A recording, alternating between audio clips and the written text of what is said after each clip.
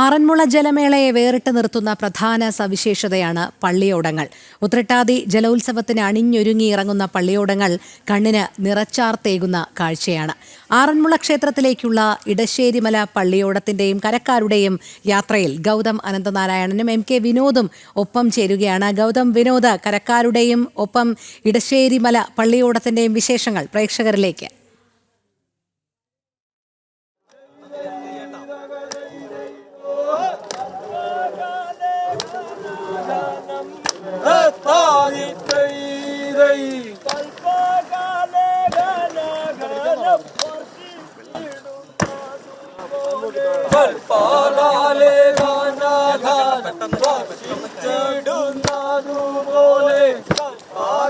ഉത്രട്ടാതി ജലോത്സവത്തിന് പള്ളിയോടങ്ങൾ അണിഞ്ഞൊരുങ്ങുന്ന കാഴ്ചയാണ് നമ്മൾ നേരത്തെ തന്നെ കണ്ടുകൊണ്ടിരിക്കുന്നത്. എന്തായാലും അത് കണ്ണിന് നിറച്ചാർത്തേകുന്ന കാഴ്ച തന്നെയാണ്. ഇപ്പോൾ ഇടശ്ശേരിമല പള്ളിയോടത്തിന്റെയും കരക്കാരുടെയും യാത്രയിൽ നമ്മുടെ പ്രതിനിധികളായ ഗൗതവും വിനോദും ചേരുകയാണ്. ഗൗതം, അവിടെ നിന്നുള്ള വിശേഷങ്ങൾ.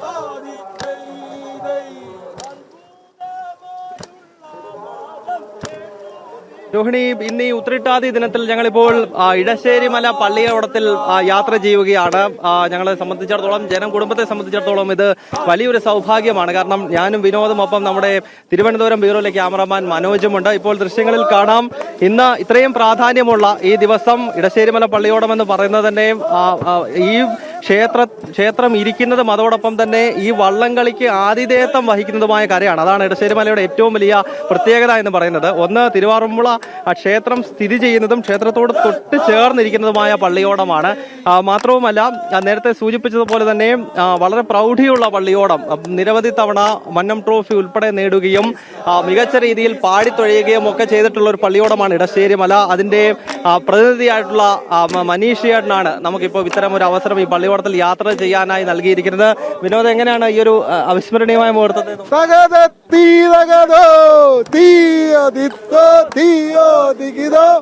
അങ്ങനെ മിത്രപ്പുഴ കടവിൽ നിന്നും നേരത്തെ ഗൗതം പറഞ്ഞ പോലെ തന്നെ അവിടെ നിന്നും ഈ പള്ളിയോടം, ഇവിടെ ഈ ക്ഷേത്രം ഇരിക്കുന്ന കരയിലെ പള്ളിയോടമാണ്. അപ്പോൾ നമ്മളും ആ വള്ളത്തേൽ, ഞാനും ഗൗതം ഒക്കെ തന്നെ വള്ളത്തേൽ കയറണമെങ്കിൽ ഷർട്ട് ഇടാൻ പറ്റില്ല, മുണ്ടെടുക്കണം. അതേപോലെ തന്നെ തോർത്ത് നേരിയത് അതൊക്കെ മാത്രമേ ധരിക്കാൻ പറ്റുകയുള്ളൂ. അപ്പോൾ ഈ പള്ളിയോടത്തിന്റെ എല്ലാവിധ ആചാരങ്ങളും പാലിച്ചുകൊണ്ട് ഭഗവാന്റെ സാന്നിധ്യമുള്ള പള്ളിയോടത്തിൽ ഞാനും ഗൗതം ഒക്കെ തന്നെ ജനം ടി വിക്ക് വേണ്ടി നമ്മൾ ഈ വള്ളത്തിൽ കയറിയിരിക്കുകയാണ്. ഞങ്ങളിങ്ങനെ വഞ്ചിപ്പാട്ട് പാടി ഇതാ ക്ഷേത്ര കടവിലെത്തിയിരിക്കുന്നു. നിരവധി ആളുകൾ പള്ളിയോടങ്ങളെ വരവേൽക്കാനായി അവിടെ കാത്തു നിൽക്കുന്നുണ്ട്. നമുക്ക് ആ കാഴ്ചയിലേക്ക് പോകാം. ആ കരയിലേക്ക് നോക്കിയാൽ ഇതാണ് തിരുവോണത്തോണി അടുക്കുന്ന ക്ഷേത്രക്കടവ്. ആ ക്ഷേത്രക്കടവിലേക്കാണ് ഈ പള്ളിയോടവും ഇടശ്ശേരിമല പള്ളിയോടവും വരുന്നത്. ഇവിടെ ചെന്നിത്തല, കോറ്റാത്തൂർ തുടങ്ങിയ പള്ളിയോടങ്ങളൊക്കെ തന്നെ ഇവിടെയുണ്ട്. ആ കരയിലേക്കാണ്, ഈ ക്ഷേത്രത്തിന്റെ പ്രധാനപ്പെട്ട കടവിലേക്കാണ് ഈ പള്ളിയോടം വരുന്നത്. ഇത്തരത്തിൽ 52 കരകളിൽ നിന്നുള്ള പള്ളിയോടങ്ങളാണ് ഈ ക്ഷേത്രക്കടവിലേക്ക് എത്തി ജലഘോഷയാത്രയിൽ പങ്കെടുക്കുന്നത്. കൃത്യം 1:30 മണിക്ക് തന്നെ ജലഘോഷയാത്ര ആരംഭിക്കും. 4 മണിക്കാണ് പ്രധാന മത്സരം നടക്കുക. എന്തായാലും ക്ഷേത്രക്കടവിൽ പള്ളിയോടം എത്തിയിരിക്കുന്നു. ആചാരപൂർവ്വം വഞ്ചിപ്പാട്ട് പാടി തുഴഞ്ഞാണ് ഈ പള്ളിയോടം ഇവിടെ എത്തിയത്. അതിന്റെ ദൃശ്യങ്ങളാണ് കാണുന്നതിന് പുറകിലിരിക്കുന്നവരൊക്കെ തന്നെ അവർ ഈ പാടുകയും തുഴയുകയും ഒക്കെ ചെയ്യുന്നു. പ്രത്യേക താളത്തിൽ നവോന്നത വൃത്തത്തിലുള്ള വഞ്ചിപ്പാട്ടാണ് ഇവിടെ പാടി എത്തിയിട്ടുള്ളത്. ഗോവിന്ദ ഹരി ഗോവിന്ദ പാടി വള്ളപ്പാട്ടിന് സമാപനം കുറിക്കുന്നു. ഓരോ വള്ളം പുറപ്പെടുമ്പോഴും ഗോവിന്ദ ഹരിയോട് കൂടി തുടങ്ങി ആ വഞ്ചിപ്പാട്ട് അവസാനം ഗോവിന്ദ ഹരി തീർക്കുന്നു.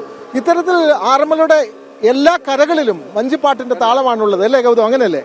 അതെ. ഈ ദിവസം ഇത്തരത്തിൽ പമ്പയിലൂടെ ഇങ്ങനെ ഒരു യാത്ര നടത്താൻ കഴിയുന്നു എന്നതാണ് ഏറ്റവും അവിസ്മരണീയമാക്കുന്നത്. നേരത്തെ വിനോദ് സൂചിപ്പിച്ചതുപോലെ അല്പസമയത്തിനകം തന്നെയും ജലഘോഷയാത്ര ആരംഭിക്കുകയാണ്. ഇപ്പോൾ സമയം ഏതാണ്ട് 11:43, ഏതാണ്ട് 1:30 മുഴുവൻ ജനങ്ങളും കാത്തിരിക്കുന്ന ജലഘോഷയാത്ര ആരംഭിക്കും. നമ്മൾ ഇരിക്കുന്ന ഇടശ്ശേരിമല ഉൾപ്പെടെയുള്ള പള്ളിയോടങ്ങൾ, ഏതാണ്ട് 51 പള്ളിയോടങ്ങളാണ് ഇത്തവണ ജലഘോഷയാത്രയുടെ ഭാഗമാകുന്നത്. അതിനുശേഷമാണ് പിന്നീട് വലിയ ആവേശം രൂപപ്പെടുത്തുന്ന മത്സര വള്ളംകളി നടക്കുന്നത്. നമുക്കറിയാം, ഇവിടെ മാത്രമാണ് 2 ബാച്ചായി തിരിച്ചുള്ള മത്സര വള്ളംകളി നടക്കുന്നത്. ഇടശ്ശേരിമല ഉൾപ്പെടെയുള്ള പള്ളിയോടങ്ങൾ, അതോടൊപ്പം തന്നെ എ ബാച്ച്, ബി ബാച്ച് എന്നിങ്ങനെ 2 ഗ്രൂപ്പുകളായി. കാരണം 52 പള്ളിയോടങ്ങളാണ് ഈ പമ്പാനദിയുടെ വിവിധ ഭാഗങ്ങളിലായിട്ടുള്ളത്. അതിനാൽ തന്നെ ഒറ്റ ബാച്ചായി വള്ളംകളി നടത്താൻ പറ്റാത്തൊരു പശ്ചാത്തലം ഉണ്ടായതിനാലാണ് 2 ഗ്രൂപ്പ് എന്ന നിലയിലേക്ക് മാറിയത്. ഇപ്പോൾ ഞങ്ങൾ ക്ഷേത്ര കടവിൽ എത്തിയിരിക്കുകയാണ്. നമുക്കറിയാം, ഈ കടവ് ഇവിടെയാണ് എല്ലാ പള്ളിയോടങ്ങളും ഈ വള്ളസദ്യക്കായി എത്തുന്നത്. ഇവിടെ തിരുവോണത്തോണി ഉൾപ്പെടെ കിടക്കുന്നത് കാണാം. നമ്മൾ ഇരിക്കുന്ന ഇടശ്ശേരി മലയ്ക്ക് സമീപത്തായി 2 മറ്റു പള്ളിയോടങ്ങളുണ്ട്. ഒന്ന് ചെന്നിത്തല, അതായത് ചെന്നിത്തല പള്ളിയോടത്തിന്റെ പ്രത്യേകത പ്രിയപ്പെട്ട പ്രേക്ഷകർക്ക് അറിയാവുന്നതാണ്. ഏറ്റവും കൂടുതൽ ദൂരം, ഏതാണ്ട് 80 കിലോമീറ്റർ ദൂരം താണ്ടി 2 പുഴകൾ കടന്നു വരുന്ന ഒരു പള്ളിയോടമാണ് ചെന്നിത്തല എന്ന് പറയുന്നത്. അച്ചൻകോവിലാറും പമ്പയും ഒക്കെ തുഴഞ്ഞു വരുന്ന ഒരു പള്ളിയോടം നമ്മുടെ തൊട്ട് ചേർന്ന് കിടക്കുന്നുണ്ട്. അതോടൊപ്പം തന്നെ ഞാൻ മനസ്സിലാക്കുന്നത് കോറ്റാത്തൂർ പള്ളിയോടം ആണെന്ന് തോന്നുന്നു തൊട്ടടുത്തായി കിടക്കുന്നത്. അപ്പോൾ ഈ പള്ളിയോടത്തിൽ നിന്നും ഈ സ്റ്റെപ്പുകൾ കടന്നാണ് പിന്നീട് മുകളിലേക്ക് വള്ളസദ്യക്കായി ഓരോ ദിവസവും പള്ളിയോടങ്ങൾ പോകുന്നത്. എന്തായാലും വിനോദ് കൂടി എനിക്കൊപ്പം ചേരുകയാണ്. വിനോദ്, ഇനിയും അല്പസമയം കഴിഞ്ഞാൽ തീവാർന്ന മത്സരവും അതോടൊപ്പം തന്നെ ആചാരവും അനുഷ്ഠാനവും നിറഞ്ഞു നിൽക്കുന്ന ജലഘോഷയാത്രയും ആരംഭിക്കുകയാണ്. അങ്ങനെ തന്നെയാണ്. അതാ നമുക്കിപ്പോൾ കാണാൻ കഴിയും, ക്ഷേത്രത്തിൽ നിന്നും ഭദ്രദീപം ഇങ്ങോട്ടേക്ക് വള്ളത്തിന്റെ അടുത്തേക്ക് ഭദ്രദീപം കൊണ്ടുവരുന്ന കാഴ്ച കാണാൻ കഴിയും. ഇങ്ങനെ എല്ലാ വള്ളങ്ങളും ക്ഷേത്രത്തിൽ നിന്നും കത്തിച്ച ദീപം അത് ഏറ്റുവാങ്ങിക്കൊണ്ടാണ് എല്ലാ വള്ളങ്ങളും ജലഘോഷയാത്രയിൽ പങ്കെടുക്കുന്നത്. ക്ഷേത്രത്തിൽ പൂജിച്ച പൂമാല ഉണ്ടാകും, അവിടെ നിന്ന് കത്തിച്ച ഭദ്രദീപം ഇതൊക്കെ സ്വീകരിച്ചാണ് ഓരോ വള്ളങ്ങളും മത്സര വള്ളംകളിക്ക് മുമ്പ് ഈ ജലഘോഷയാത്രയിൽ പങ്കെടുക്കുന്നത്. അത് ആചാരത്തിന്റെ ഭാഗമാണ്, അനുഷ്ഠാനത്തിന്റെ ഭാഗമാണ്. അത്തരത്തിൽ കൃത്യമായി വ്രത അനുഷ്ഠാനത്തോടു കൂടി മാത്രം ആണ് പള്ളിയോടങ്ങളിൽ പ്രവേശിക്കുന്നത്. പള്ളിയോടങ്ങളിൽ പ്രവേശിച്ചു കഴിഞ്ഞാൽ അവർ ഭഗവാന്റെ സാന്നിധ്യം പള്ളിയോടങ്ങളിലുണ്ട് എന്നാണ് വിശ്വാസം. അത് അമരത്ത്, നമ്മൾ കാണുന്ന അമരത്താണ് നെറ്റിപ്പട്ടമുണ്ട്, കൊടിയുണ്ട്, അതുപോലെ തന്നെ ഭഗവാന്റെ പൊന്നു കെട്ടിയ കൊടി, കുമളകൾ ഒക്കെ തന്നെ ആ അമരത്ത് നമുക്ക് കാണാൻ കഴിയും. അമരത്താണ് 4 അടനയമ്പുകാർ നിൽക്കുന്നത്. അവിടെയാണ് 4 വേദത്തെ ആസ്പദമാക്കിയാണ് 4 അടനയമ്പ് എന്നുള്ള വിശ്വാസം. കൂമ്പ് എന്ന് പറയുന്ന ഭാഗം അത് ഏറ്റവും മറുഭാഗമാണ് കൂമ്പ് എന്ന് പറയുന്നത്. അവിടെ 8 പേരുണ്ടാകും. അത് അഷ്ടദിക്പാലന്മാർ എന്നുള്ള സങ്കല്പത്തിലാണ് 8 പേർ അവിടെ തുഴച്ചിൽക്കാർ. അതുകൂടാതെ ഇടഭാഗത്ത് ഇരുവശങ്ങളിലുമായി നയമ്പുമായി തുഴയാൻ ആളുകൾ ഉണ്ടാകും. ഒരു വള്ളത്തിൽ ഏകദേശം 80 മുതൽ 85 വരെ ആളുകൾ. വലിയ വള്ളമാണെങ്കിൽ അതിൽ 100ഓളം ആളുകൾ വരെ അത് തുഴച്ചിൽക്കാരായിട്ടുണ്ടാകും. പണ്ടൊക്കെ പ്രായമായവരും കരയിലെ പ്രധാനപ്പെട്ട പ്രമാണിമാരും പ്രായമായവരും ഒക്കെയാണ് വള്ളം തുഴഞ്ഞത്. പക്ഷെ ഇപ്പൊ നമ്മൾ വന്ന വള്ളം അടക്കം യുവാക്കളാണ് കൂടുതൽ, യുവാക്കൾക്ക് വിട്ടുകൊടുത്തിരിക്കുകയാണ്. അതെ, അതാണ് വിനോദ് ഇതിന്റെ ഏറ്റവും വലിയ സവിശേഷത. അതായത് രാവിലെ നമ്മൾ പള്ളിയോട സേവാ സംഘത്തിന്റെ പ്രതിനിധികളുമായിട്ടൊക്കെ സംസാരിക്കുന്ന ഘട്ടത്തിൽ പറഞ്ഞിരുന്നു, ഒരു ഘട്ടത്തിൽ ആറന്മുളയിലെ പള്ളിയോടങ്ങളുടെ എണ്ണം ഏതാണ്ട് 28ആയി ചുരുങ്ങുന്ന രീതിയിലേക്ക് കാര്യങ്ങൾ മാറിയിരുന്നു. പക്ഷെ ഇപ്പോൾ വീണ്ടും പള്ളിയോട കരകളെല്ലാം ഉണർന്നിരിക്കുന്നു. 52 പള്ളിയോടങ്ങളായി മാറിയിരിക്കുന്നു. മാത്രമല്ല പുതിയതായി പള്ളിയോടങ്ങൾ വീണ്ടും നിർമ്മിക്കുവാൻ കരക്കാർ തയ്യാറാണ്.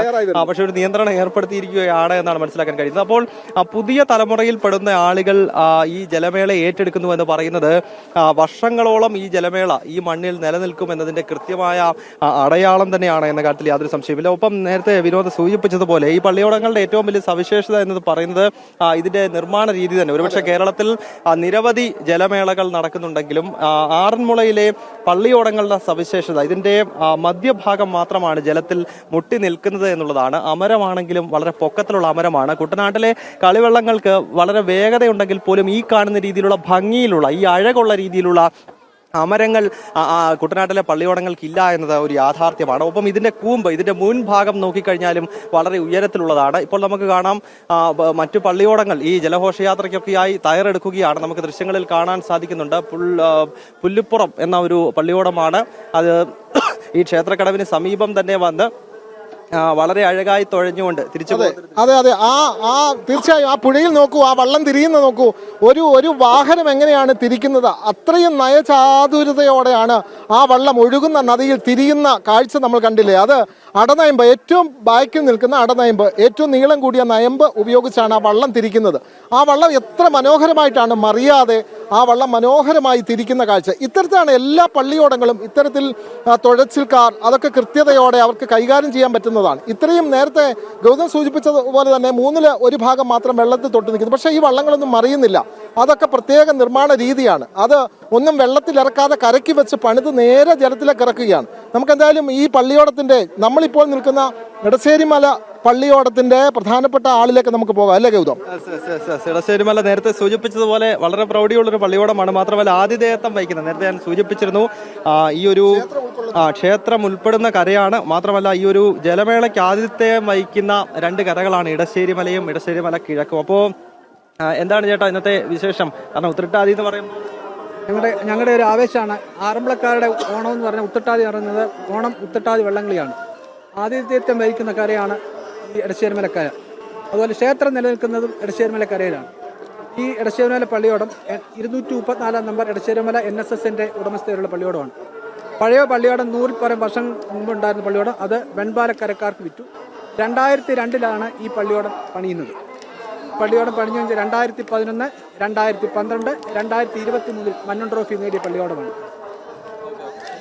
ഈ ജലമേള, അതായത് ആദ്യത്തെ ഘോഷയാത്രയ്ക്കാണോ പ്രാധാന്യം കൊടുക്കുന്നത് മത്സരത്തിന്? ആറന്മുളയെ സംബന്ധിച്ചിടത്തോളം ഒരു ഭക്തിയുടെ വള്ളംകളിയാണ്. ഘോഷയാത്രയ്ക്കാണ് ഇവിടെ മുൻഗണന കൊടുക്കുന്നത്. കരക്കാർ തമ്മിലുള്ള ആവേശത്തിന്റെ ഒരു വള്ളംകളിയാണിത്. ഒരു സഹകരണത്തിന്റെ വള്ളംകളിയാണിത്. തീർച്ചയായിട്ടും ഇത് ഭക്തിയുടെ തന്നെയാണ് ഇവിടെ വള്ളംകളി നടക്കുന്നത്. അതുകൊണ്ട് തന്നെയാണ് ജലഘോഷയാത്രയ്ക്ക് നമ്മൾ പ്രാധാന്യം കൊടുക്കുന്നത്. തുഴച്ചിലിന്റെ ശൈലിയൊക്കെ ഒന്ന് മാറുന്നുണ്ട്. മാത്രമല്ല ഇപ്പൊ ടൈമിംഗ് അടിസ്ഥാനത്തിലാണ് കഴിഞ്ഞ വർഷം മുതൽ മത്സരം നടക്കുന്നത്. അതാണ്. പക്ഷെ ഞങ്ങൾ തന്നെ പറയാം, ഒരു മാസമായി ഇവിടെ കുറെ ചെറുപ്പക്കാർ പ്രാക്ടീസ് ചെയ്യുന്നുണ്ട്. ഒരു മാസത്തിലേറെ ദിവസം വൈകിട്ട് പ്രാക്ടീസ്. അപ്പോൾ പ്രാക്ടീസ് ഓട്ടോമാറ്റിക്കലി കുറേ സ്പീഡ് കൂടും. പട്ടത്തെ മാതിരി സ്പീഡ് കൂടുന്നുണ്ട്. അതുകൊണ്ട് മത്സര വള്ളംകളി ഇപ്രാവശ്യം ഉണ്ട്. ഈ പറഞ്ഞ സ്പീഡിന്റെ അടിസ്ഥാനത്തിലാണ് ഇത് ഈ പ്രാവശ്യം ഫൈനലിൽ നടക്കുന്നത്. വളരെ സന്തോഷം. അല്ലേ, അത് തന്നെയാണ്. അതായത് സ്പീഡിന്റെ അടിസ്ഥാനത്തിൽ ആണ് ഇപ്പോൾ വള്ളംകളിയുടെ ഒരു ശൈലി ആറന്മുളയിലും മാറുന്നുണ്ട് ചെറിയ രീതിയിൽ. കാരണം കഴിഞ്ഞ വർഷം മുതൽ വേഗത്തിൽ തുഴഞ്ഞെത്തുന്ന ആളുകളാണ് കഴിഞ്ഞ വർഷം മുതൽ വിജയികളായി. അതെ, അങ്ങനെ തന്നെയാണ്. നമ്മളിപ്പോൾ വള്ളത്തിന്റെ കൂമ്പിലിരിക്കുന്ന ദൃശ്യങ്ങൾ കാണുന്ന ഒരു പള്ളിയോടത്തിന്റെ ഏറ്റവും അറ്റത്തിരിക്കുന്ന ആള് ഈ എല്ലാ വർഷവും ഈ വള്ളത്തിലാണ് ഇരിക്കുന്നത്. ഇതേത് പള്ളിയോടമാണ്? പുല്ലുപുറം പള്ളിയോടം. ശരി, പുല്ലുപുറം പള്ളിയോടത്തിന്റെ കൂമ്പിലിരിക്കുന്ന ആളെയാണ് നമ്മൾ കണ്ടത്. ഇത്തരത്തിൽ എല്ലാ പള്ളിയോടത്തിന്റെയും ഈ കൂമ്പിന്റെ ഭാഗം ഇങ്ങനെ ഉയർന്നിരിക്കും. അത് നെഹ്റു ട്രോഫിയിലാണെങ്കിൽ ഈ കൂമ്പ്, അതായത് ഏറ്റവും അറ്റത്തെ ഭാഗം ജലത്തിൽ മുട്ടിക്കിടക്കും. പക്ഷെ ആറന്മുളയിലെ പള്ളിയോടങ്ങളിൽ മാത്രമാണ് ഇത്തരത്തിൽ കൂമ്പ് ഉയർന്നു നിൽക്കുക. അമരവും കൂമ്പും ഉയർന്നു നിൽക്കും. പക്ഷേ ആറന്മുള പള്ളിയോടങ്ങളുടെ അമരവും കൂമ്പും ജലത്തിൽ നിന്നും വളരെ ഉയർന്നു നിൽക്കും. അവർ പിടിച്ചിരിക്കുന്ന നയമ്പിന് തന്നെ നീളം കൂടുതലുണ്ട്. അത് അവിടെ ഇരുന്ന് തുഴയാൻ പ്രത്യേക പരിശീലനം വേണം. അല്ലെങ്കിൽ കുനിഞ്ഞു തുഴയുമ്പോൾ വെള്ളത്തിൽ വീഴാനുള്ള സാധ്യതയുണ്ട്. അതുകൊണ്ട് കാല് രണ്ടും പിണച്ച് അങ്ങനെ ഇരുന്നാണ് ആ കൂമ്പിലിരിക്കുന്നവർ ഇരിക്കുക. അത് തൊട്ടപ്പുറത്തെ വള്ളം നമ്മൾ നോക്കിയാൽ അറിയാൻ കഴിയും. കൂമ്പിലിരിക്കുന്ന ആൾ കാല് രണ്ടും പിണച്ചു വെച്ചിരിക്കുന്നു. അത് മറിഞ്ഞ് വീഴാതിരിക്കാൻ വേണ്ടിയിട്ടുള്ള ഒരു പ്രത്യേക രീതിയിലുള്ള ഇരിപ്പാണ്. അപ്പോൾ വളരെ പെട്ടെന്ന് വരുന്ന ഒരാൾക്ക് പള്ളിയോടത്തിലേക്ക് തുഴച്ചിൽക്കാരനായി കയറാൻ കഴിയില്ല. അതിന് കൃത്യമായ പരിശീലനം വേണം. വള്ളങ്ങളിൽ പോയുള്ള പ്രാക്ടീസ് വേണം. അങ്ങനെയുള്ളവർക്ക് മാത്രമേ വള്ളം തുഴയാൻ കഴിയുകയുള്ളൂ. അത്തരത്തിൽ കൈക്കരുത്തും മെയ്ക്കരുത്തും വിശ്വാസവും ഒക്കെ ചേർന്നുള്ള അതിമനോഹരമായ ജലോത്സവമാണ് ആറന്മുളയിലേത്. അവിടുത്തെ പള്ളിയോടത്തിന് തന്നെ വളരെയധികം പ്രത്യേകത. അനന്തശായിയുടെ രൂപത്തിലാണ് ഓരോ പള്ളിയോടങ്ങളും നിർമ്മിച്ചിട്ടുള്ളത്. അത്തരത്തിൽ അതിമനോഹരമായി അലങ്കരിച്ച് പൂജാവിധികളൊക്കെ തന്നെ പാലിച്ചാണ് ഈ പള്ളിയോടം മുമ്പിലേക്ക് വരുന്നത്. ഇത് ഏത് പള്ളിയോടമാണ്? ഏത് പള്ളിയോടമാണ്? എല്ലാ വർഷവും വരാറുണ്ടോ? പിന്നെ ട്രോഫി എടുക്കും. എല്ലാവരും ഈ പ്രതീക്ഷയിലാണ്. ട്രോഫി എടുക്കും എന്നുള്ള പ്രതീക്ഷയിൽ തന്നെയാണ്. വള്ളങ്ങളിലൊക്കെ തന്നെ യുവാക്കളുടെ സാന്നിധ്യമാണ് വളരെ കൂടുതലായി കാണുന്നത്. അത്തരത്തിലുള്ള ആളുകളൊക്കെ തന്നെ വളരെയധികം വഞ്ചിപ്പാട്ടും ഒക്കെ പാടി തുഴഞ്ഞാണ് അവർ എത്തുന്നത്. ഇപ്പോൾ കാണുന്നവർക്കൊക്കെ നമുക്കറിയാം, കാഴ്ചക്കാർക്ക് പോലും ആവേശം ഉണ്ടാകുന്ന തരത്തിലാണ് അവർ വഞ്ചിപ്പാട്ട് പാടി എത്തുന്നത്. നമുക്ക് അവരുടെ വഞ്ചിപ്പാട്ടിലേക്ക് പോകാം.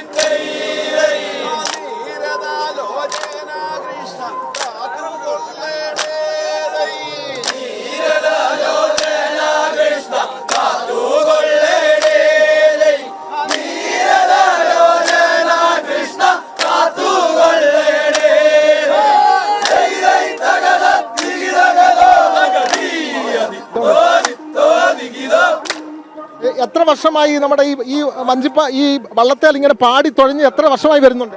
10 വയസ്സ് തൊട്ടുണ്ട്. 10 വയസ്സ് മുതലുണ്ട്. എന്താണ് ആ 10 വയസ്സ് മുതൽ ഈ വർഷം വരെ എത്തി നിൽക്കുമ്പോൾ ഈ ജലോത്സവത്തിനുണ്ടായ മാറ്റങ്ങൾ എന്തെല്ലോ? മാറ്റങ്ങൾ ഒത്തിരി മത്സരം ഇതാക്കി ഇവിടുത്തെ. അതല്ലാതെ നല്ല താളത്തിൽ തുഴഞ്ഞായിരുന്നു പണ്ടൊക്കെ. പക്ഷെ യുവാക്കളുടെ വലിയ സാന്നിധ്യം സാധാരണ പ്രായമായവരും തേയ് താളം വലിയ സ്പീഡിലാക്കി മത്സര പ്രതിനിധിയാക്കി. ആറന്മുളക്കാരുടെ തിരുവോണമാണല്ലേ? ആറന്മുള ഇന്ന് തിരുവോണം. എല്ലാ നാട്ടുകാരും വന്ന് ബന്ധുക്കളെല്ലാം എത്തിച്ചേരുന്ന ഒരു പ്രധാന ദിവസമാണ് ആറന്മുള ഉത്രട്ടാതി എന്ന് പറയുന്നത്. അത് ഏത് ബന്ധത്തിൽപ്പെട്ട എവിടെയൊക്കെ ആരുണ്ടോ അവരെല്ലാം ഇങ്ങി വരും ഇന്നത്തെ ഉത്സവം.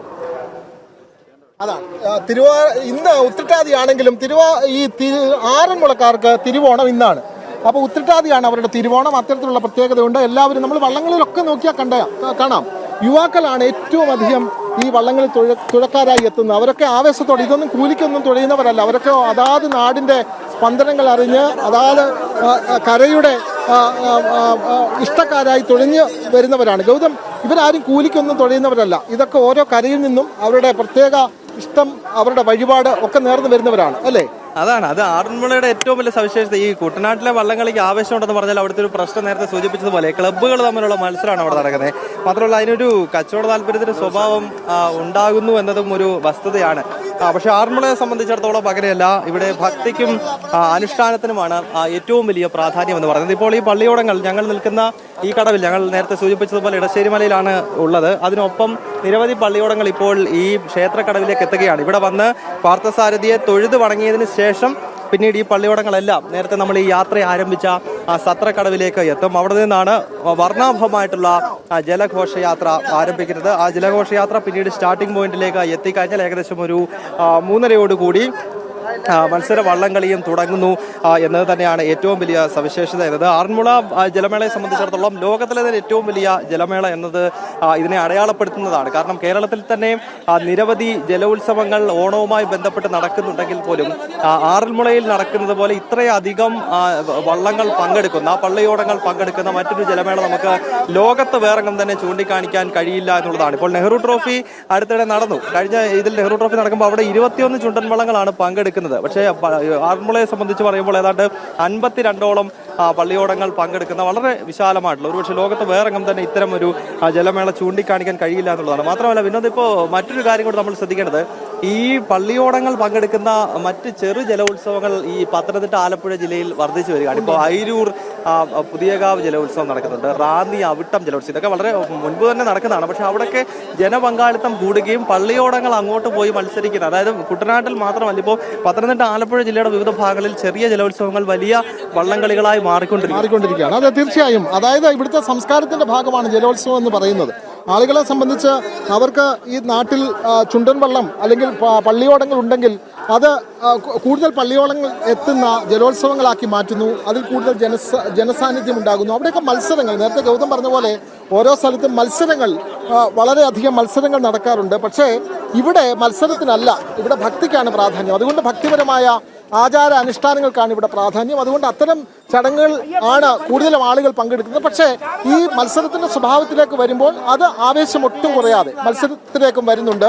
ഇതിപ്പോൾ നമ്മളിപ്പോൾ നിൽക്കുന്നത്, എനിക്ക് പിന്നിലായി കാണാം തിരുവോണത്തോണി. ആ പിന്നിലായി കാണുന്നതാണ് തിരുവോണത്തോണി. ആ തിരുവോണത്തോണിയിലാണ് കാട്ടൂർ മഠത്തിൽ നിന്നും ഭഗവാനുള്ള ഓണ വിഭവങ്ങൾ ഇങ്ങോട്ടേക്ക് എത്തിച്ചത്. അരയന്നത്തിന്റെ മുഖമുള്ള ആ കൂമ്പിൽ അരയന്നത്തിന്റെ മുഖം കൊത്തിവെച്ചിട്ടുള്ള തിരുവോണത്തോണി. ആ തോണിയിലാണ് ഭഗവാനുള്ള ഓണസദ്യക്കുള്ള മുഴുവൻ വിഭവങ്ങളും തിരുവോണ നാളിൽ രാവിലെ ഈ കടവിലെത്തിയതാണ്. ആ വള്ളം ആണ് ഇവിടെ കിടക്കുന്നത്. ആ തിരുവോണത്തോണിയും ഇന്നത്തെ ജലഘോഷയാത്രയിൽ ആ തിരുവോണത്തോണിയും ഉണ്ടാകും. അങ്ങനെ അലങ്കരിച്ച ആ തിരുവോണത്തോണിക്ക് അകമ്പടിയായി പോയ പള്ളിയോടങ്ങളാണ് പിന്നീട് ജലോത്സവത്തിലേക്ക് വന്ന് 52 കരകളായി ഇപ്പോൾ എത്തി നിൽക്കുന്നത്. നേരത്തെ ശോഷിച്ചു പോയ പള്ളിയോടങ്ങൾ 28ലേക്ക് ചുരുങ്ങി. അതാണ് പിന്നീട് നമുക്ക് വലിയ പള്ളിയോടങ്ങളായി പിന്നീട് മാറുന്നത് കണ്ടത്. നമ്മളിപ്പോൾ ഈ പള്ളിയോടത്തോട് ചേർന്ന് തന്നെ വലിയ അമരച്ചാർത്ത്, ഞാൻ നേരത്തെ പറഞ്ഞാണ്.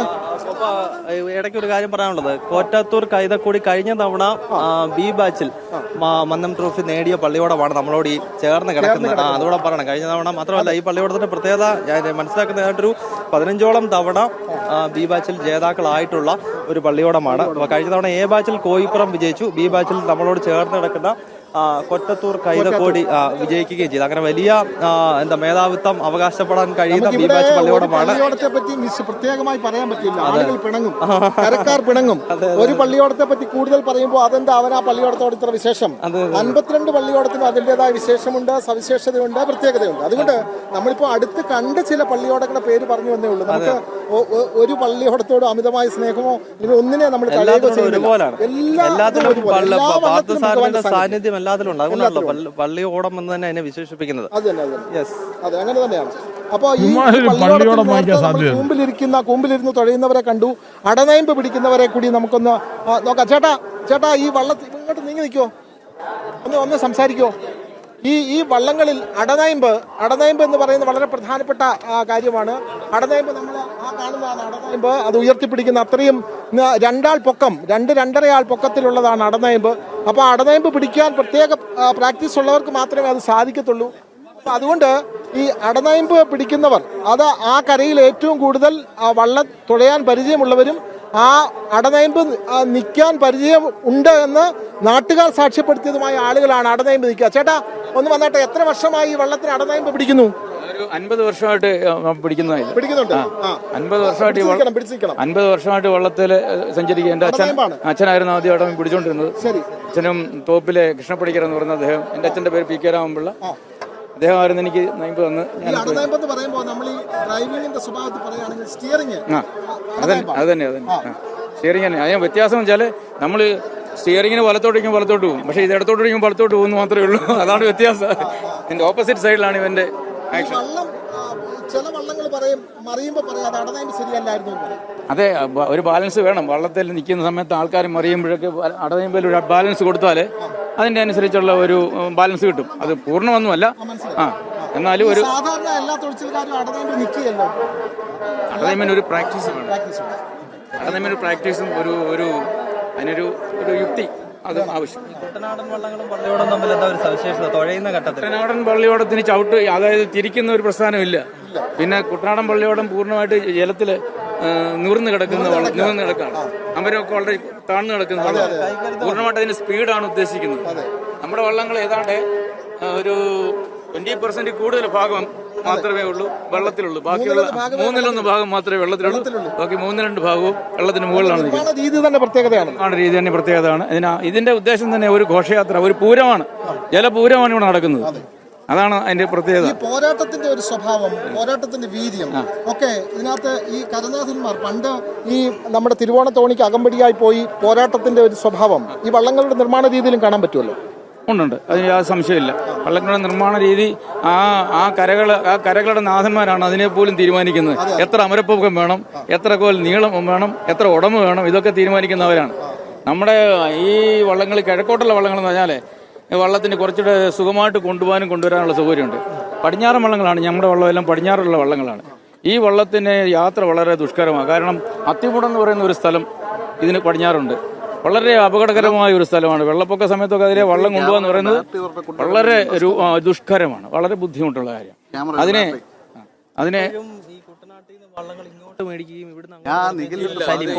ഉണ്ടായിരുന്നു, ഒരു കാലഘട്ടത്തിലുണ്ടായിരുന്നു. ഇപ്പൊ അത് ചെയ്യുന്നില്ല. നമ്മളിവിടെ തന്നെ ആഞ്ഞിലിത്തടി വാങ്ങിച്ച് പണിഞ്ഞെടുക്കുക ചെയ്യുന്നത്. ചങ്ങങ്കരി എന്തായാലും നമ്മുടെ ഈ ആറന്മുള ജലോത്സവം ഓരോ വർഷം കഴിയും തോറും പകിട്ടേറി വരികയാണ്. പണ്ട് ഇത് കുറഞ്ഞ് 28 വന്ന് നിന്നു, പക്ഷെ ഇപ്പൊ 52 വന്ന് നിൽക്കുന്നു. അതായത് വള്ളത്തിന്റെ പ്രാധാന്യം വളരെ കൂടിക്കൊണ്ടിരിക്കുകയാണ്. ഇപ്പോഴും കരക്കാർ ഇങ്ങോട്ട് ചോദിച്ചുകൊണ്ടിരിക്കുകയാണ്, ഞങ്ങൾ വള്ളം വെക്കട്ടെ എന്ന് ചോദിച്ചുകൊണ്ടിരിക്കുക. 52 വള്ളത്തിൽ കൂടുതൽ വെക്കുകയെന്ന് പള്ളിയോട സേവാ സംഘം തീരുമാനിച്ചിരിക്കുകയാണ്, ദേവസ്വം ബോർഡ് കൂടെ തീരുമാനിച്ചിരിക്കുക. അതുകൊണ്ട് ഒരു വിധത്തിൽ പല കരക്കാർ നമ്മോട് ആവശ്യപ്പെടുന്നുണ്ട്, നമുക്ക് വള്ളം വേണം, കരക്കാർക്ക് വീണ്ടും വള്ളം വെക്കാനുള്ള പരിപാടിയാണ്. ഇപ്പൊ 52 വള്ളമുണ്ട്. ഈ 52 വള്ളം തന്നെ ഇവിടെ കൺട്രോൾ ചെയ്യാൻ പ്രയാസമാണ്. പമ്പം നിറഞ്ഞാ നിൽക്കുന്നത്. അതാണ് സംഭവം. ഒരുപാട് മറ്റ് പള്ളിയോടങ്ങൾ പങ്കെടുക്കുന്ന മറ്റൊരുപാട് ജലോത്സവങ്ങൾ നടക്കുന്നുണ്ടല്ലോ. ആറന്മുള കൂടാതെ ഇപ്പം പള്ളിയോടങ്ങൾ പങ്കെടുക്കുന്ന ചെറിയ മറ്റ് ജലോത്സവങ്ങൾ നമ്മുടെ ഈ പരിസരത്തൊക്കെ ഒരുപാട് നടക്കുന്നു. അതിനൊക്കെ പള്ളിയോടങ്ങൾ തന്നെയാണ് പോകുന്നത്. പക്ഷേ പള്ളിയോട സേവാ സംഘം അതിന് വലിയ ബന്ധമില്ല. നമ്മുടെ ഉത്രട്ടാതി ജലോത്സവമാണ് പള്ളിയോട സേവാ സംഘം നേരിട്ട് നടത്തുന്ന പദ്ധതി. എല്ലാവിധ ആശംസകളും. Thank you very much. അപ്പോൾ അങ്ങനെ അത്തരത്തിൽ പറഞ്ഞാൽ തീരാത്തത്ര വിശേഷങ്ങളാണ് ഓരോ പള്ളിയോടത്തിനും ഉള്ളത്. അവർക്കൊക്കെ പറയാൻ നിരവധി ചരിത്രങ്ങളും ഐതിഹ്യങ്ങളും ഒക്കെ തന്നെയുണ്ട്. പള്ളിയോടം വീണ്ടും നമ്മൾ യാത്ര പോവുകയാണ്. ഇവിടെ ക്ഷേത്രത്തിൽ വന്നു തൊഴുതു, അവിടുന്ന് മാലകളൊക്കെ സ്വീകരിച്ചു, ഭഗവാന്റെ ആശീർവാദം നേടി തുടങ്ങിയ സ്ഥലത്തേക്ക് പോവുകയാണ്. അതെ, ആ യാത്ര കൂടി കാണിക്കണം. ഇനി തിരിച്ച് ഇവർ കയറിയിരുന്നാൽ അടുത്ത വഞ്ചിപ്പാട്ട് പാടി ഇനി വള്ളം തിരിക്കണം. ഈ വള്ളം നേരെ റിട്ടേൺ അടിക്കണം. പമ്പാ നദിയിൽ വള്ളം റിവേഴ്സ് എടുത്ത് റിട്ടേൺ അടിക്കണം. അത് അടനയമ്പ് നിൽക്കുന്നവർ അതിനനുസരിച്ച് വള്ളം തുഴഞ്ഞ് അതിൻ്റെ ഗതി മാറ്റും. അത്തരത്തിൽ അതിമനോഹരമായ ദൃശ്യങ്ങളും അനുഭവങ്ങളും ഒക്കെ തന്നെയാണ് ഈ നമ്മുടെ ഈ പള്ളിയോടത്തിൽ സഞ്ചരിച്ചാൽ നമുക്ക് ലഭിക്കുക. പ്രത്യേക പരിശീലനം നേടിയവരൊക്കെ തന്നെയാണ് പള്ളിയോടങ്ങൾ തുഴക്കാരായി എത്തുന്നത്. അതിൽ കൂടുതലും ഇപ്പോഴത്തെ കാലഘട്ടത്തിൽ കൂടുതലും യുവാക്കളാണ് അതിൽ മുന്നോട്ട് വരുന്നത് എന്നുള്ളത് വളരെ ശുഭോദർക്കമായ കാര്യം തന്നെയാണ്. മത്സരത്തിന് വേണ്ടിയിട്ട് പ്രാക്ടീസ് നടത്തുന്നത്. അതെ, തീർച്ചയായും മത്സരത്തിന് വേണ്ടിയിട്ടുള്ള പ്രാക്ടീസാണ് പമ്പാ നദിക്ക്. അതാ നോക്കണം, എത്ര മനോഹരമായിട്ടാണ് ഓരോ തുഴയും. നമ്മൾ റൂട്ട് മാർച്ച് കടന്നു പോകുന്ന പോലെ അല്ലേ, അങ്ങനെ വേണമെങ്കിൽ പറയാം. ആ തുഴ ഒരെണ്ണം പോലും വ്യത്യാസത്തിൽ തുഴയുന്നില്ല. ആ വഞ്ചിപ്പാട്ടിനനുസരിച്ച് ആടി ഉലഞ്ഞ് അതിമനോഹരമായ പള്ളിയോടം അങ്ങനെ പമ്പാ നദിയുടെ ഓളങ്ങളെ കീറി മുറിച്ചുകൊണ്ട് അങ്ങനെ അത് ആ വള്ളം അവിടെ തിരിക്കുകയാണ്. ആ വള്ളം കൃത്യമായ നദിയുടെ നടുക്കിട്ട് തിരിക്കുകയാണ്. അങ്ങനെയാണ്. അതെ അതെ, അമരത്തുള്ള ആളാണ് ആ വള്ളം തിരിക്കുന്നത്. എങ്ങനെ ഈ വള്ളം തിരിയുന്നു എന്ന് നമുക്ക് അതിശയം. അത് ആ വള്ളം മറിയുന്നു എന്നൊക്കെ തോന്നും, പക്ഷെ മറിയില്ല. വള്ളം അതിമനോഹരമായി ചരിഞ്ഞ് ആ വള്ളം കൃത്യതയോടുകൂടി അത് തിരിക്കാൻ കഴിഞ്ഞു. പുഴയുടെ മധ്യത്തിൽ ആ വള്ളം തിരിക്കുന്നു. ഇതിന് ഒരു ഡ്രൈവിംഗ് ലൈസൻസോ ഇത് വേറെ ഒരു പ്രാക്ടീസിലും ഒന്നും നേടുന്നതല്ലിത്. തുഴഞ്ഞു മാത്രം സമ്പാദിക്കുന്ന ഒരു പ്രത്യേക ബിരുദാണ് ഈ വള്ളം തുഴച്ചിലെന്നുള്ളത്. അപ്പോൾ അമരത്തുള്ളവരും മുമ്പിലുള്ളവരും മറ്റു തുഴക്കാരുമൊക്കെ ചേർന്ന് പള്ളിയോടത്തെ അതിമനോഹരമായി ഗംഭീരമായി അത് പമ്പയുടെ വിരിമാറിലൂടെ അങ്ങനെ തുള്ളിക്കളിച്ച് കൊണ്ടുപോകുന്ന കാഴ്ചയാണ് നമുക്ക് കാണാൻ കഴിയുന്നത്. നമ്മളിപ്പോൾ ഇടശ്ശേരി മല പള്ളിയോടത്തിലാണുള്ളത്. നേരത്തെ ഗൗതം പറഞ്ഞു ക്ഷേത്രം ഉൾപ്പെടുന്ന കരയാണ് ഇടശ്ശേരി മല. അവിടെ അതിൻ്റെ മാലിപ്പുര എന്നാണ് പറയുന്നത്. ഈ വള്ളം കയറ്റി വെക്കുന്ന സ്ഥലമാണ് മാലിപ്പുര. ആ മാലിപ്പുര ഈ നദിയോട് ചേർന്നാണ്. ആ മാലിപ്പുരയിലേക്ക് വള്ളസദ്യകളൊക്കെ കഴിഞ്ഞാൽ ഈ വെള്ളം തിരികെ കയറ്റി വെക്കും. ആ തിരികെ കയറ്റുന്നത് ഈ വാഴപ്പിണ്ടികൾ ഈ തറയിൽ നിരത്തി അതിലൂടെ നിരക്കി വള്ളപ്പാട്ട് പാടിയാണ് ഉന്തി കയറ്റുന്നത്. ഇറക്കുന്നതും അങ്ങനെ തന്നെ. കാരണം ഈ വാഴപ്പിണ്ടികൾ ഇടുന്നത് ഈ തടിക്ക് കേട് വരാതിരിക്കാനാണ്. ഉരഞ്ഞ് അതിൻ്റെ തടിയിൽ കേട് വരാതിരിക്കാനാണ് വാഴപ്പിണ്ടികൾ ഇടുന്നത്. അത് നമുക്ക് നോക്കിയാൽ കഴിയാത്ത ആ മാല, ക്ഷേത്രത്തിൻ്റെ മാല കൊണ്ടിരുന്നു. ക്ഷേത്രത്തിൽ ഭഗവാന്റെ കഴുത്തിൽ അണിയിച്ച തുളസിമാല, ആ തുളസിമാല ഇതാ ഈ വള്ളത്തിലേക്ക് കൊണ്ടുവന്നു കഴിഞ്ഞു. അതാണ് ഭഗവാന്റെ സാന്നിധ്യം. ഭഗവാന്റെ അനുഗ്രഹം തേടിക്കഴിഞ്ഞു. ശ്രീകോവിലിൽ ഭഗവാന്റെ ചതുർബാഹുവായ പാർത്ഥസാരഥിക്ക് അണിയിച്ച തുളസിമാല ഈ പള്ളിയോടത്തിലേക്ക് എത്തിച്ചു കഴിഞ്ഞു. ഈ പള്ളിയോടത്തിൽ മാത്രമല്ല 52 പള്ളിയോടത്തിലും ഭഗവാന്റെ തുളസിമാല വാങ്ങിക്കൊണ്ടാണ് അവർ ജലഘോഷയാത്രയിലേക്ക് പോകുന്നത്. അതുതന്നെയാണ് ഭഗവാന്റെ സാന്നിധ്യവും ഭഗവാന്റെ അനുഗ്രഹവും ഒക്കെ തന്നെ ആ മാലയിലും ആ പ്രസാദത്തിലും ഉണ്ട് എന്നാണ് നമ്മൾ മനസ്സിലാക്കുന്നത്.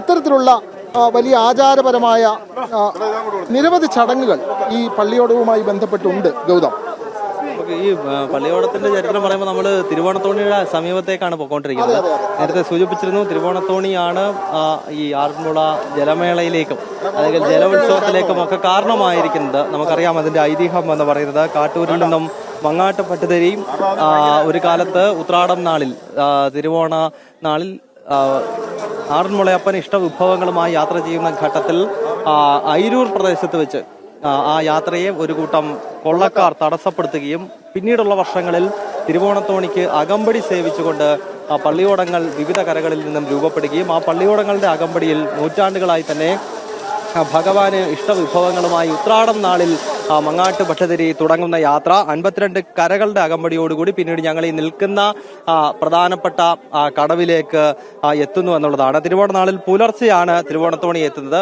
അന്ന് കാലത്ത് തന്നെ ആ സമയത്ത് ഏതാണ്ട് ഒരു 6 മണി സമയത്ത് തിരുവോണത്തോണി എത്തുന്ന ഘട്ടത്തിൽ തന്നെ ആയിരങ്ങൾ ആ തിരുവോണത്തോണി സ്വീകരിക്കുവാനായി ഈ കടവിലുണ്ടാകും. ഒപ്പം അയിരൂര് മുതൽ ഇങ്ങോട്ട് കടന്നു വരുന്ന ചെറുകോൽപ്പുഴ അതോടൊപ്പം തന്നെ മാരാമൺ കോഴഞ്ചേരി പ്രദേശങ്ങളിലൊക്കെ വലിയ സ്വീകരണം അർദ്ധരാത്രിയിൽ പോലും ഈ തിരുവോണത്തോണിക്ക് ലഭിക്കുന്നു എന്നുള്ളതാണ്. ഇപ്പോൾ തിരുവോണത്തോണിയുടെ ദൃശ്യങ്ങൾ നമുക്ക് കാണാൻ സാധിക്കും. ഈ മധ്യഭാഗത്താണ് ഇഷ്ടവിഭവങ്ങളൊക്കെയായി കൃഷ്ണസങ്കല്പത്തിൽ ഒരു ഉണ്ണിക്കണ്ണനെ ഒരുക്കി ഇരുത്തിയിട്ടുണ്ട്. അല്ല, ഇനിയും വലിയൊരു ആഘോഷം ആറന്മുളയിൽ ഇത് കഴിഞ്ഞു നടക്കാൻ പോകുന്ന അഷ്ടമിരോഹിണിയാണ്. ഈ മാസം 14-ാം തീയതി വളരെ വിശേഷാൽ സദ്യയും ഒക്കെ നടക്കുന്നു. എനിക്ക് തോന്നുന്നു ഏറ്റവും വിശേഷാൽ സദ്യ നടക്കുന്നത് ഈ ശ്രീകൃഷ്ണന്റെ ജന്മനാളായിട്ടുള്ള അഷ്ടമിരോഹിണി വള്ള സദ്യ നടക്കാൻ പോകുന്നുണ്ട്. നമ്മുടെ സേവാഭാരതി ഇവിടെയും സജീവമാണ് കേട്ടോ. സേവാഭാരതി റെസ്ക്യൂ സർവീസ് എന്തെങ്കിലും പ്രശ്നങ്ങൾ എന്തെങ്കിലും അപകടങ്ങളൊക്കെ ഉണ്ടായി കഴിഞ്ഞാൽ വളരെ വേഗത്തിൽ നമുക്ക് വള്ളപ്പാട്ടിലേക്ക് പോയാലോ ഇനി? തീർച്ചയായിട്ടും.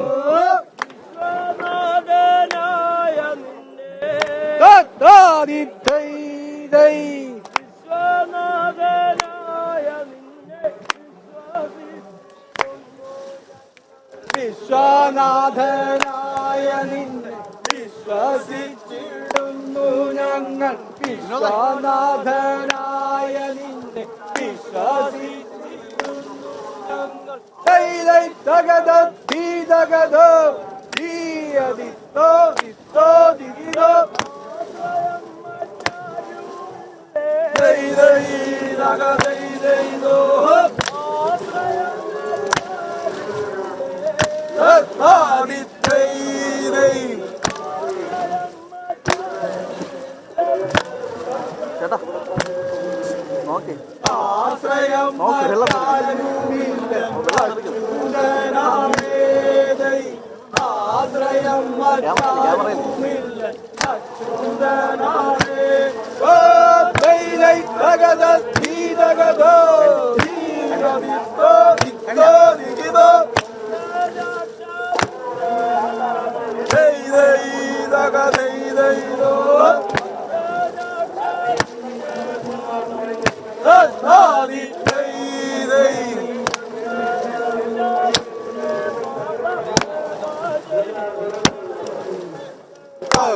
പങ്കജാക്ഷാവിന്റെ പാദ സേവ ചെയ്യും ജനങ്ങൾക്ക് പങ്കജാക്ഷാവിന്റെ പാദ സേവ ചെയ്യും ജനങ്ങൾക്ക്